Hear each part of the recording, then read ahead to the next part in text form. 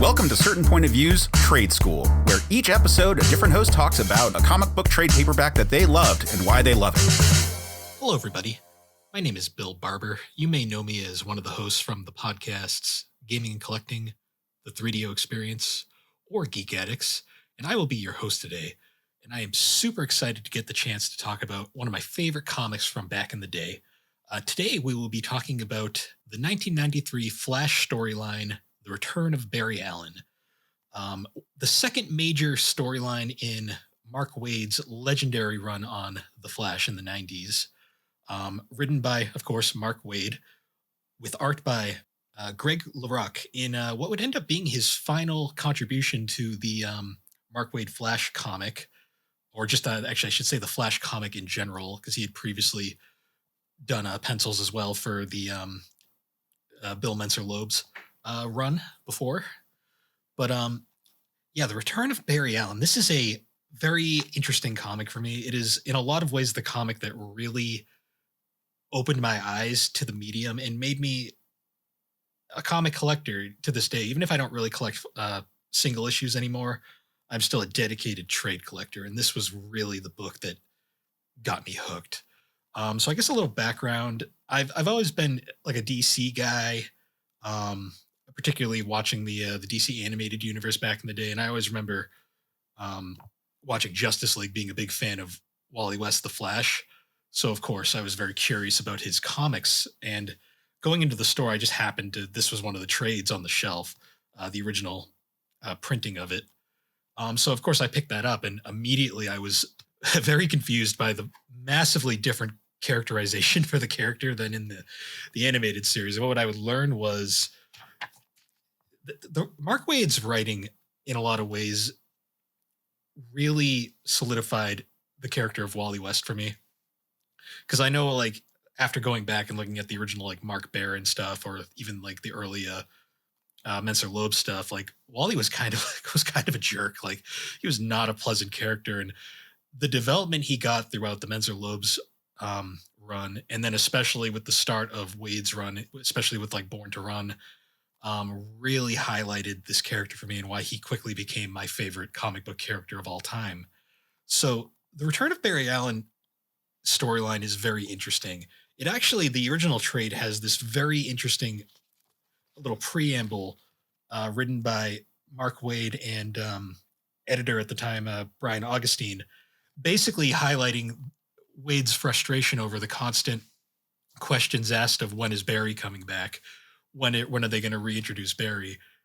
Which Mark Waid would point out, like, one of the big things about Barry Allen's death and crisis was the impact it left, and how it really, like, bringing him back would cheapen the huge impact left behind. So this story is a very interesting take on that. Essentially, it takes place pretty much very early on in Waid's run, and the original trade does miss a few of the storyline bits. Like, there is a Christmas one-off issue that is right before this storyline starts that kind of leads into it that was excluded.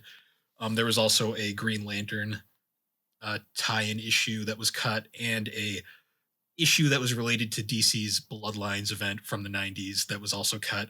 They are very minor to the overall plot. They were included in the later Flash by Mark Waid trade.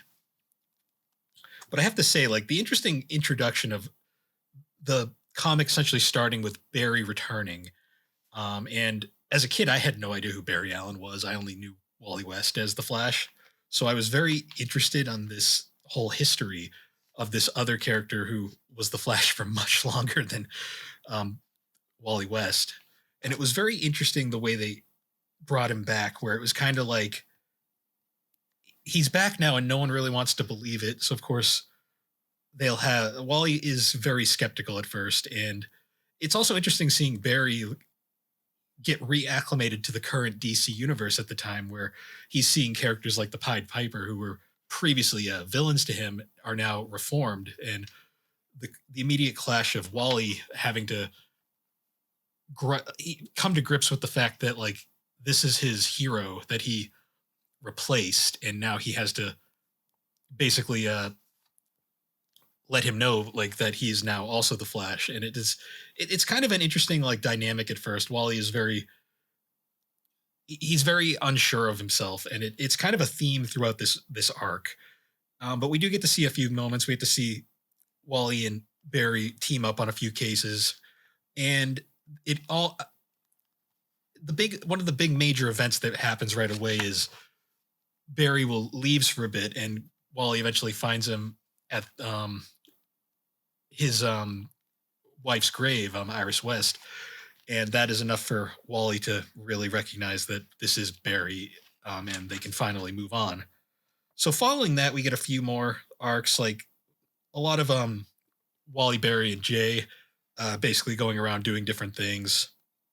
We get a humorous little thing where Wally is talking with his girlfriend Linda, joking about maybe he's got to change his name, and we do get a very humorous moment where they go over a few possible names, including Quicksilver, which Wally brings up as being very taken at the time, kind of playing with that little joke there.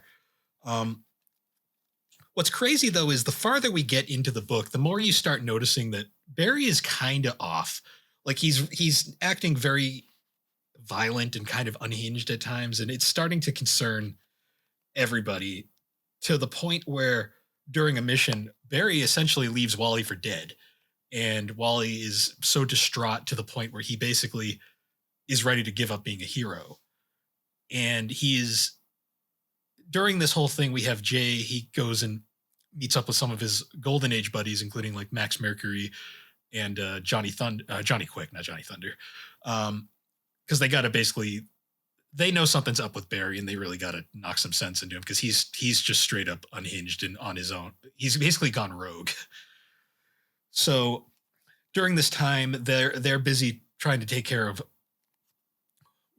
Barry. Meanwhile, Wally is off essentially trying to figure out things for himself, and he comes across this book that is that he overhears a guy who had found this book. Essentially, he hears the name Iris, which immediately picks up, and he discovers something from this book that immediately changes things, and he immediately snaps out of it and is back into action. And what ends up being revealed is that the Barry that we've thought was Barry back to life was actually Eobard Thawne, the Reverse Flash, who had gone back in time, changed his appearance to look like Barry, and had lost his memory to the point where he thought he was Barry, and he's been slowly reverting back. And the climax of this story involves Wally finally taking down the Reverse Flash, and the big key moment is when Wally finally gets past this mental block that he's been having for the longest time of essentially this fear of replacing Barry as the Flash, and he finally is able to surpass that and become the true hero that he will become throughout the 90s run. And I just love the way that Mark Waid like balances Wally's emotions and like the slow decline of this character that we think is Barry Allen until it eventually becomes revealed to us. And the end of the story I really enjoy because Wally is now like fully accepted that he is the Flash going forward, and he's kind of looking at the book, and he knows this book from the future has information about him, but he decides that he's better off not knowing. He discards the book and comes to term that he is the Flash. And I just love the way it really portrays the character. It was such a huge growing moment for the character. It really solidified who Wally West was as a character, and would continue to build with him slowly just becoming this awesome character that grows so much and really is connected to all the people around him. And I just I love the art. I love the writing. It's honestly one of the best early books in the Waid run and would set the tone going forward. And thankfully all of the Waid run has been collected since then. I know for a long time, most of it was kind of hard to find. But thankfully they've all been collected in both omnibus and like these nice, simple collections. But yeah, it's it's such a fun run that helps define the character, and it's very interesting thematic that like this run really does start with that whole Mark Waid discussion about the fans constantly asking where's Barry, and now years down the line, since Barry has been officially resurrected, and there was a long period of time where Wally West was no longer present in the comics, we actually got kind of an interesting parallel of fans from this era asking where's Wally. It's an interesting thing like that, and I find it kind of fun. But I think I've yammered on enough, so I want to just thank Case for giving me the opportunity to talk about this book. Thanks for listening, and happy reading. Hey, Jay. Hey, Jim. You're a fan of the Legion of Superheroes, right? Yeah, I've been reading their adventures for decades. Me too. It was tough at first with all the characters, but now I think I'm an expert. It's not too hard to get into the Legion. And to make it even easier, we have a podcast called Long Live the Legion. We talk about different aspects of all its history to help you out. So whether you're a new reader in the Legion Academy, or have your own flight ring, or anywhere in between, a Long Live the Legion podcast should be on your playlist. CPOV. CertainPOV.com.